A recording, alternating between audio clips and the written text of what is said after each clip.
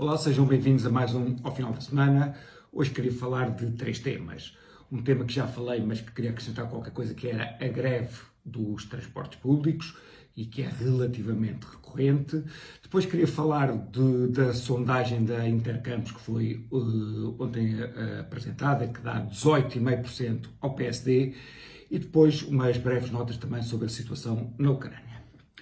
Pois bem, tem-se repetido de forma contínua greves nos transportes públicos. Já falei um bocadinho sobre isto convosco e basicamente aquilo que se passa é que as greves são políticas, ou seja, os motivos que se arranjam para as greves são fundamentalmente motivos fúteis e elas acontecem porque é um grupo pequeno que consegue pôr uma sociedade em chantagem. Para vocês terem uma ideia, um maquinista do metro ganha à volta de 2.820 euros. Um maquinista de uma empresa privada, da Fertagos, ganha um bocadinho menos de metade disso. Ganha à volta de 1.340 euros. O que é que nós vemos? Vemos o maquinista da empresa pública constantemente a fazer greve e vemos menos greves na empresa privada que ganha menos de metade. Está certo que eu não estou a comparar, duas coisas são exatamente iguais. Não é do metro, não é? Mas são os dois maquinistas, não é assim uma coisa tão diferente. Como também um maquinista da CP ganha mais do que um maquinista da Fertagos. Ora bem, o que é que isto acontece? Isto acontece basicamente porque nós temos, os sindicatos são controlados pelo Partido Comunista e o Partido Comunista gosta de fazer a sua prova de vida fazendo estas greves. Ora bem, o que é que acontece? O Partido Comunista, que se diz defensor das empresas públicas, o que gosta é de armadilhar as empresas públicas para que elas não sejam economicamente interessantes. Ou seja, eu gostaria que a exploração do metro passasse para privados, não porque eu tenha alguma coisa contra o público, porque, por exemplo, no caso dos hospitais, eu acho que quem deve gerir um hospital é quem o faça melhor, seja público, seja privado. No caso do metro, sou a favor que seja privado, porque quando está no público, já se provou que é uma empresa que é manipulada politicamente, que tem esse tipo de greves. Portanto, é interessante que o Partido Comunista, esse pequeno partido, que apoia os regimes onde não existe direito à greve, que é esses regimes é que têm as suas delegações na Festa do Avante, no Coreia do Norte, Cuba, por aí fora. Portanto, é o partido que sistematicamente descredibiliza as empresas públicas, tendo-as como joguetes de greves. Depois queria também falar da sondagem da Intercampos que ontem apareceu. Ou seja, o PSD aparece nessa sondagem como um pequeno partido com 18,5%. Pequeno não, médio partido, de 18,5%. Se Rui Rio fosse um cavalo de Troia do PS, dificilmente tinha feito pior ao PSD do que aquilo que fez.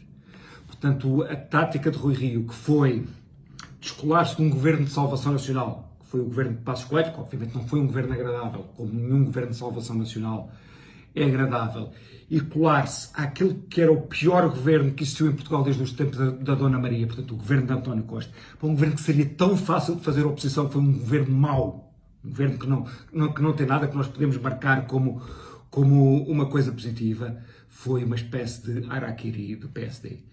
Não sabemos se quem vier a seguir irá recuperar esse PSD, será uma coisa difícil, temos a direita muito ferida. E uma das razões também, a direita está exatamente no estado em que António Costa gostaria que estivesse, que é dividida, sendo que o Chega está a crescer e ao mesmo tempo, ainda esta semana, portanto, o PS e o PSD combinaram que iriam fazer uma espécie de apartheid ao Chega, que não lhe iam fazer perguntas no Parlamento.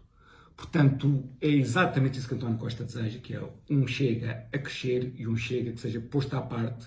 Portanto, António Costa, que não hesitou, quando perdeu umas eleições, a ir buscar aqueles que apoiam os regimes tipo norte-coreano, portanto, agora irão fazer esse apartheid ao Chega para que a direita, digamos, diga para sempre adeus ao poder. Portanto, e Rui Rio fez sempre o jogo de António Costa.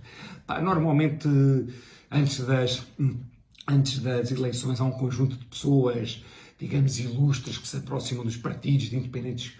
Normalmente há uns congressos até em que essas pessoas aparecem. Rui Rio não conseguiu levar uma única pessoa. Portanto, sua autossuficiência, portanto, foi muito difícil, seria muito difícil fazer pior para o PSD do que Rui Rio fez. Por fim, falarmos um bocadinho da Ucrânia.